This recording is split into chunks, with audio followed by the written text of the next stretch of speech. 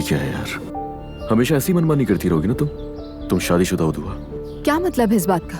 मेरी शादी से इसका क्या ताल्लुक है? तुम कैसे खुद को दूसरों को दिखा सकती हो? तुम्हें अंदाजा भी है क्या बोल रहे हो? मैं हूँ तुम्हारे सामने, सोच समझ कर बोलो। अगर तुम अपनी ये हरकतें बंद कर दो तो मुझे भी ऐसे अल्फाज इस्तेमाल करना ना पड़े। अगर तस्वीरें लगानी तुम्हें तो मेरे साथ लगाओ ना। कोई अच्छा सा व्यू हो वो लगा सकती हो, कोई शायरी लिख सकती हो या कुछ भी कर सकती हो, लेकिन सिर्फ अपनी तस्वीरें इस तरीके से लगाने का क्या मतलब है आखिर? क्या सोचा था, क्या निकला? मॉम ने कितना समझाया था तुम्हें, कितना? पागल।